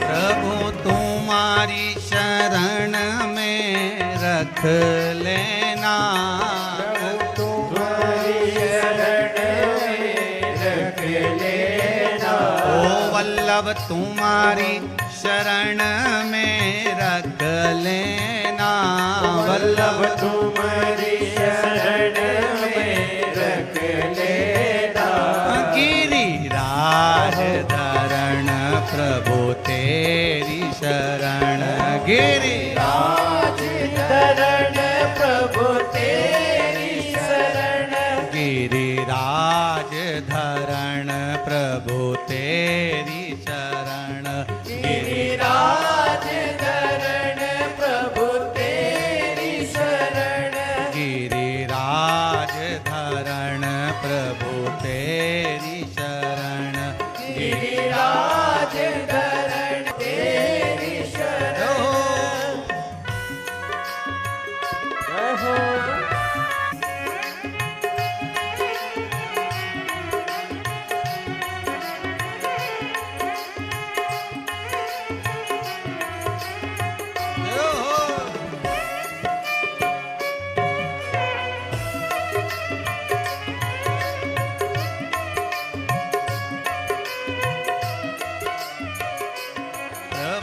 अपना जान के रख लेना, प्रभु अपना जान के रख लेना। ओ वल्लभ अपना जान के रख लेना, वल्लभ अपना जान के रख लेना।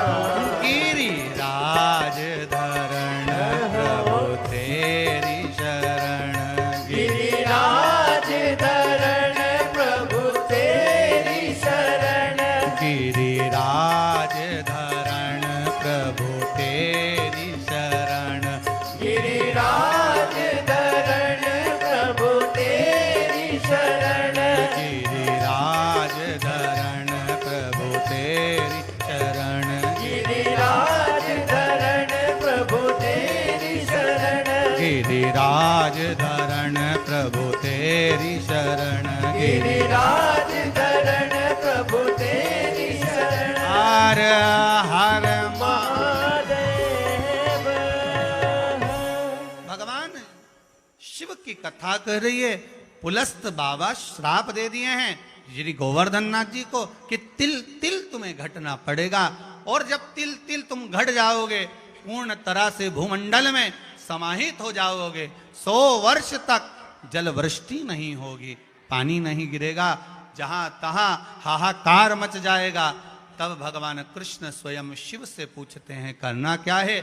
भगवान शंकर ने कहा घर घर के दरवाजे पर दिवाली के दूसरे दिन गोवर्धन नाथ बनवाना है, गाय के गोबर का, उसका पूजन करवाना है। अब किसने बनवाया? सबसे पहला गाय के गोबर का गोवर्धन सिखाया किसने था बनाना? तो कहा किसने सिखाया है? शंकर भगवान ने बनाकर सिखाया। भगवान क्या बनकर आए थे? गोपी का रूप रखकर। एक दिन वो भोले भंडारी बनकर सुंदर नारी बिरज में, कितना सुंदर रूप रखकर, और पार्वती जी मना करी थी ना माने त्रिपुरारी बिरज में। शास्त्र कहता है, शिव महापुराण की कथा कहती है, स्कंद पुराण कहती है, पूरे ब्रज मंडल में ठाकुर जी के तो मंदिर हैं, कन्हैया के तो मंदिर हैं, पर पूरे ब्रज मंडल में शंकर जी भी कम नहीं है। पूरे ब्रज मंडल की धरा पर कहीं गोपेश्वर, कहीं गोपीनाथ, कहीं यमुनानाथ बन बनकर मेरे भोलेनाथ भूतेश्वर आदि कादिक बनकर सब जगह पर विराज, पूरे ब्रज मंडल।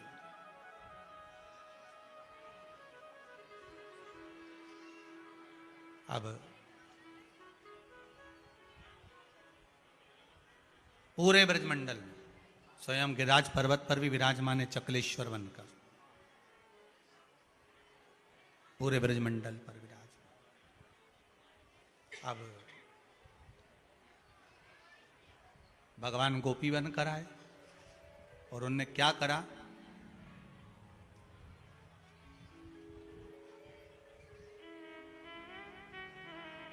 क्या कर रहे हैं महाराज? टोकनी धरी शीश पर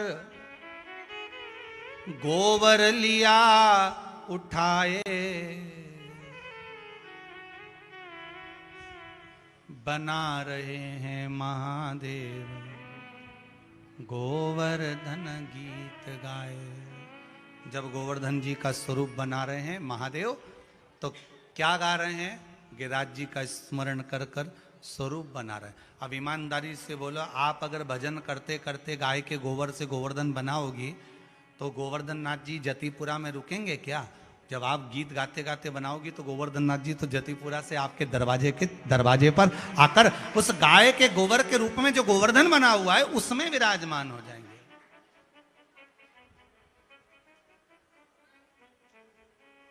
पार्वती लिए मंगल गावे, पार्वती मैया मंगल गा रही हैं, किसके लिए? गिरिराज धरण प्रभु तुम्हारी शरण। भगवान शिव गोपी बनकर सुंदर स्वरूप बना रहे हैं। नैनन को छूते ही नैनन बन जात है, होठों को छूते ही होठ बन जाते हैं। जब मेरे शंभू गिरिराज को बुलाते हैं, नाम गिरवर का लेते ही गिरिराज चले आते हैं। नाम लेते ही गिरिराज का गिरिराज चले आते हैं। गिरिराज धरण प्रभु तेरी शरण, प्रभु अपनी शरण में रख लेना। गिरिराज धरण प्रभु तेरी शरण। श्रृंगार पूरा महादेव जी रचाते हैं, चरण जब गिरवर के बनाए तो नैनन से जल चढ़ाते हैं। मेरे बाबा जब गोवर्धन नाथ जी के चरण, कितना सुंदर, जब माँ अपने अपने दरवाजे पर गाय के गोबर का गोवर्धन बनाती है, उसका भाव यही रहता है कि मैं ठाकुर जी का निर्माण कर रही हूं। विचार करिए, ठाकुर तुम्हें बनाया था, जन्म उसने दिया था, पर एक मौका दिवाली के दूसरे दिन मिलता है कि तुम भगवान को बनाती हो, भगवान का निर्माण करती हो। ये भगवान मौका दे रहा है, शंकर स्वतः। चरण जब गिरवर के भोलेनाथ ने बनाए, नैनों से जल शंभू ने गिरवर को चढ़ाए। देख स्वयं कान्हा भी मुरली बजाते हैं, शिव डमरू बजाते, देवता फूल बरसाते। भगवान बंसी की धुन बजा रहे हैं, मेरा भोलेनाथ डमरू बजा रहा है, मेरा गोवर्धन नाथ सामने खड़ा हुआ। कितनी अविरल भक्ति है, कितनी।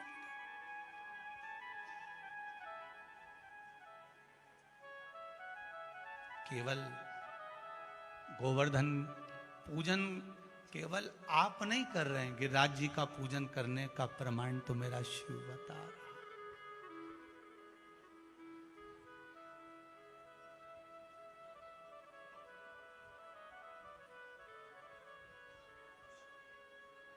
स्वयं शिव कर रहे हैं, निर्माण किया, बने, पूजन का महत्व समझाया गोवर्धन नाथ जी, पूजन का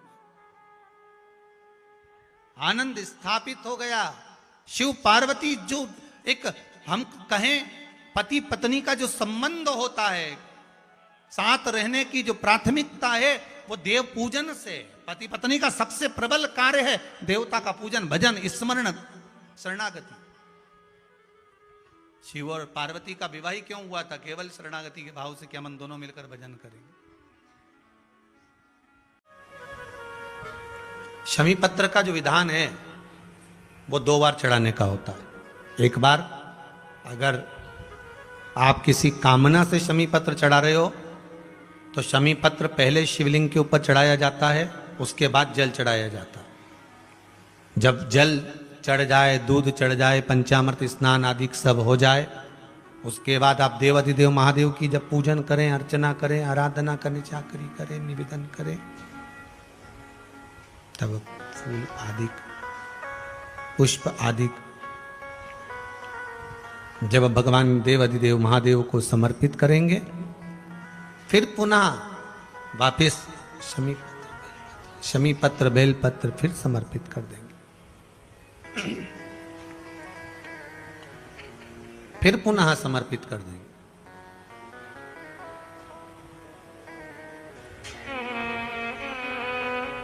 कभी शमी पत्र चढ़ाकर आप जल चढ़ा दो, कभी बेलपत्र चढ़ाने के बाद जल चढ़ा दो। बीच बीच में प्रयोग करते रहना चाहिए। बाबा से निवेदन करते रहो। ये जरूरी नहीं कि आप रोज ये चढ़ाओगे तो ही। हाँ, जब आपको लग रहा है कि अब मेरा दुकान ठीक नहीं चल रही तो कमलगट्टे का पानी भगवान शिव को समर्पित कर दो।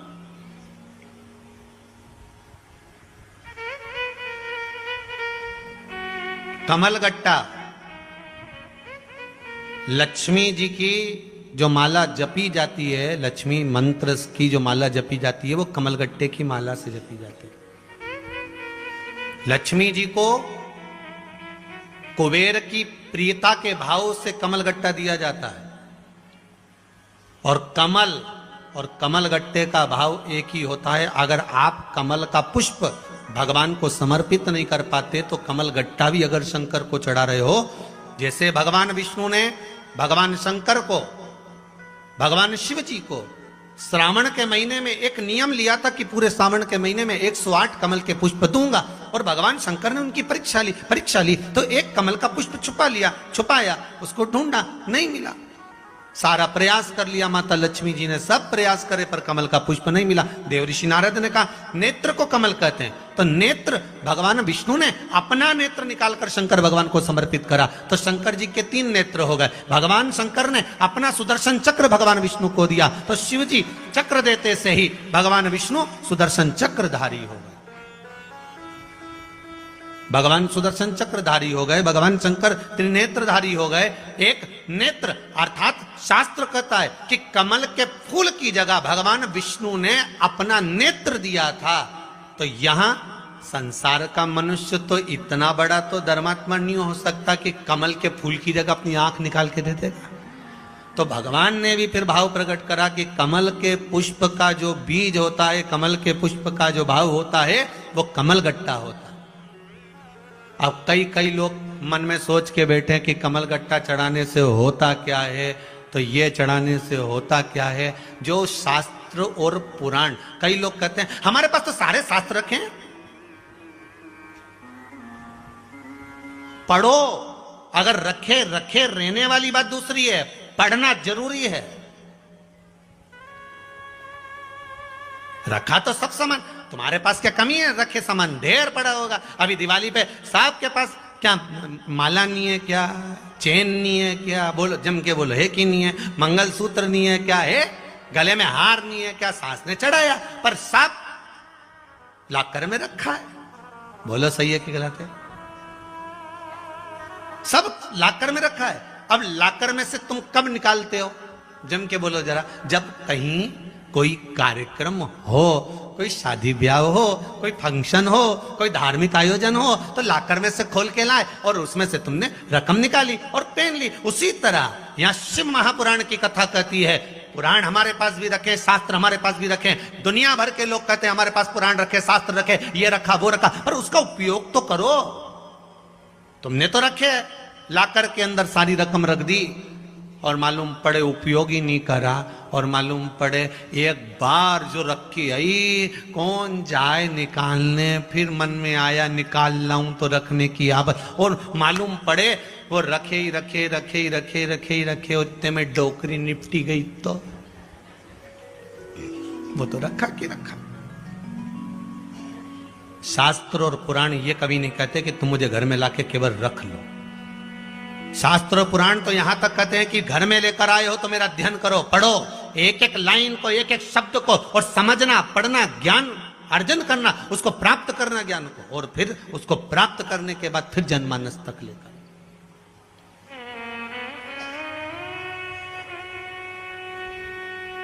भगवान जब मौका मिल जाए, लगे आपको कि लक्ष्मी की कमी है, कमलगट्टा पानी में डालकर या कमलगट्टा शिव जी पे चढ़ाकर उसका पानी चढ़ा दो।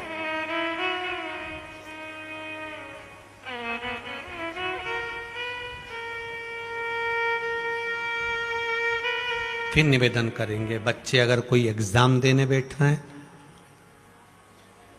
कोई कंपटीशन एग्जाम है, या लगता है आपको कि हाँ मेरे बेटे की यहां नौकरी लगना चाहिए, पूर्ण विश्वास मेरे कुबेर भंडारी पर करना। उसका नाम है कुबेर भंडारी। भंडार भरे बिगर तो छोड़ता ही नहीं है। इतने पत्र हैं, कुछ ही पत्र ऐसे होंगे जिसमें प्रश्न होंगे, बाकी के पत्र पढ़े तो नहीं है, पढ़ेंगे जब ज्ञात होगा। विश्वास है। और कलम ने एक बात कही थी कि जितने लोग भी आए ना उनसे बात कर कर जाना कि इनको भगवान ने क्या दिया है। हमने कुछ नहीं दिया हो, हमारे पास कुछ है ही नहीं, ये बस केवल शिव पुराण है और ये कुबेरेश्वर महादेव की धरा, कंकर और शंकर है, इसके सिवाय कुछ भी नहीं। कल रात्रि को जब हम जा रहे थे यहाँ से वापस की ओर, तो देखा था कि कई लोग गाड़ियों पर सो रहे हैं, कई लोग गाड़ियों के अंदर सो रहे हैं। एक भाई पीछे की डिक्की खोल के उसके अंदर सो रहा था। देखिए भाव, देखिए क्या सीहोर में होटलें नहीं है? ढेर, जा सकता है। तो आगे जाके गाड़ी रोक के फिर पूछवाया, क्या बात है, तुम डिक्की के अंदर सो रहे हो? कहा हाँ। क्यों? हमारी अम्मा बोली थी कि कुबेरेश्वर महादेव की धरा के सिवा कहीं मत जाना। तो फिर भूमि पे क्यों नहीं सो रहे? तो कहा भूमि पे तो सो जाए, पर तो दिक्कत ये है कि वो बहुत सारे बड़े बड़े पत्थर है ना, कंकर। तो हमने कहा वो कंकर शंकर है, वो ये साधारण नहीं है, वो रात भर शंकर जी भी कहते जागरण कर, भजन कर।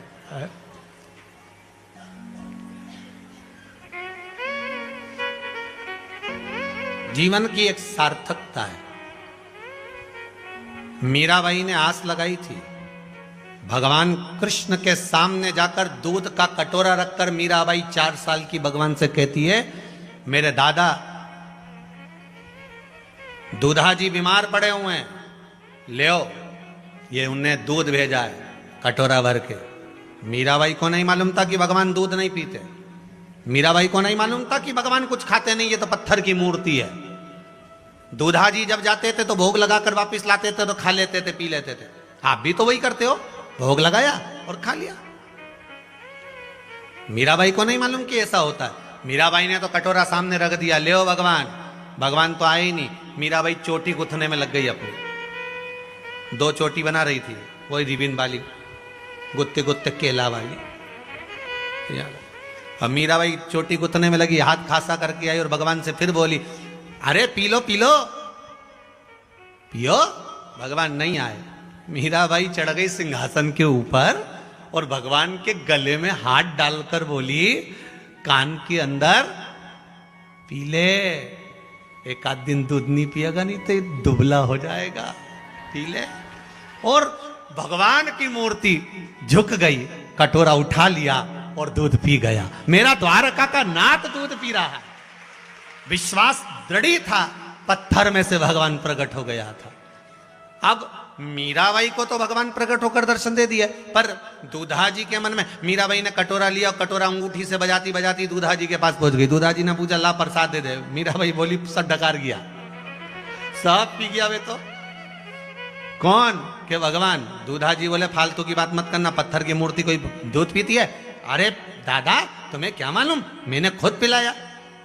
जितने लोग तबीयत देखने आए थे, दूधा जी का स्वास्थ्य देखने आए थे, सब कहने लगे ये मीराबाई तो झूठ बोल रही, खुद पी गई होगी। मीराबाई बोले, मैं काय को पी गई, मैं कोई बिल्ली हूं, मैं पी गई और मुझे काय को झूठ बोलकर मैं दूध पीऊंगी? मैंने दूध वगैरह नहीं पिया है, भगवान ने पिया। भगवान ने पिया, हाँ सबूत है। मीराबाई बोले, सबूत क्या दूं? दूधा जी बोले, मीरा कमरे में जाओ। मीराबाई बोले, काय को कमरे में जाऊं, झूठ का इल्जाम लगाए मेरे पर। जब भगवान कृष्ण पर झूठा इल्जाम लगाता तो सत्राजीत की मणि ढूंढने के लिए वन में चले गए थे। तो मीराबाई बोली, मैं भी कम नहीं पड़ूं, उसी की भगत, अभी दूध का कटोरा भर के लाती हूं, चलो मेरे साथ। और दूधा जी को भी ले गई और गांव के लोगों को भी ले गई और भगवान के सामने ले जाकर दूध का कटोरा रख दिया। और दूध का कटोरा रखकर भगवान से बोली, भगवान जैसे पहले पिए थे वैसे पी जाओ। तब भगवान कोई प्रकट हो, हंसी खेल तो है नहीं कि हर चुटकी बजाओ ने भगवान सामने, चुटकी बजाई और भगवान सामने नहीं आए। गांव के लोग कहने लगे, आधा घंटा हो गया, मीरा भगवान कहाँ है? भगवान नहीं आए। अब तो मीराबाई मन में सोची कि मैं झूठी कहलाऊंगी। मीराबाई तुरंत सिंहासन पर चढ़ी गले में बैया लगाई, भगवान के हृदय से लग गई और कानों में कहा, अगर नी पी तो तेरे को तेरे बाप की सौगंध है। और फिर तो भगवान तुरंत झुका और कटोरा उठाया, डगर डगर पी गया। गांव के लोग देखते रह गए, गजब, पत्थर की मूर्ति झुकती है, पत्थर की मूर्ति।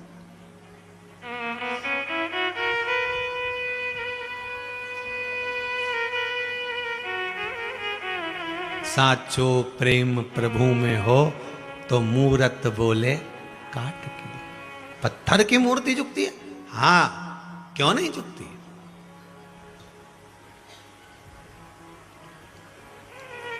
क्यों नहीं झुकती? बस मीरा के जो गुरु थे ना, उन्होंने मीरा का जो जीवन रंगा था, वो जीवन कोई साधारण नहीं था।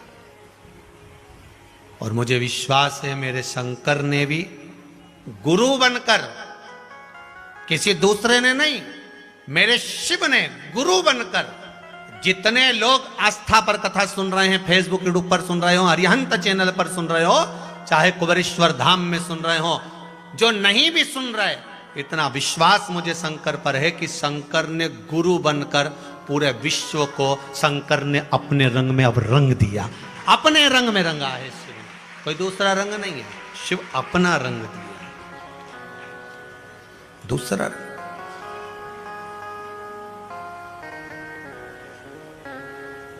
ओमकार और निराकार साकार हमारी चूनर में। रंगी गुरु ने, और गुरु जब रंगता है तो कोई साधारण नहीं रंगता।